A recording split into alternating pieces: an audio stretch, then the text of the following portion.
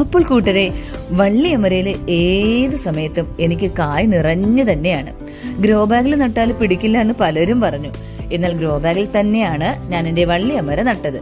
നന്നായി വിളവും എനിക്ക് കിട്ടുന്നുണ്ട്.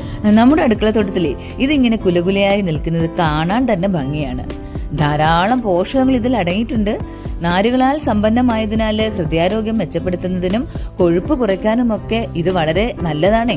അതുപോലെ അയൺ കണ്ടന്റ് കൂടുതൽ ഉള്ളതിനാല് HB കൂടാനും അതുപോലെ ഇമ്മ്യൂണിറ്റി കൂടാനും ഒക്കെ ഇത് സഹായിക്കുന്നുണ്ടേ. ഷുഗർ ഉള്ളവർക്കും ചർമ്മരോഗങ്ങൾ ഉള്ളവർക്കും ഇത് ഗുണകരം തന്നെ.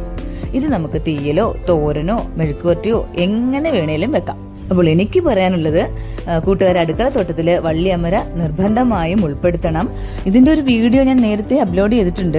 അതിലെല്ലാം വിശദമായി പറയുന്നുണ്ട്. അതിന്റെ ലിങ്ക് ഞാൻ ഇതിൽ കൊടുക്കാം. അതേ, ഇവിടെ 2 ബേബി പടവലം പാകമായി നിൽപ്പുണ്ട്. അതുകൂടി ഞാനൊന്ന് കട്ട് ചെയ്തെടുക്കുവാണേ. അപ്പോൾ ഇതൊക്കെ വിളവെടുത്താല് ഒന്ന് കഴുകുകയേ വേണ്ടൂ. മഞ്ഞൾ വെള്ളത്തിലും പുളിവെള്ളത്തിലും ഒന്നും ഇടാൻ നിൽക്കണ്ട.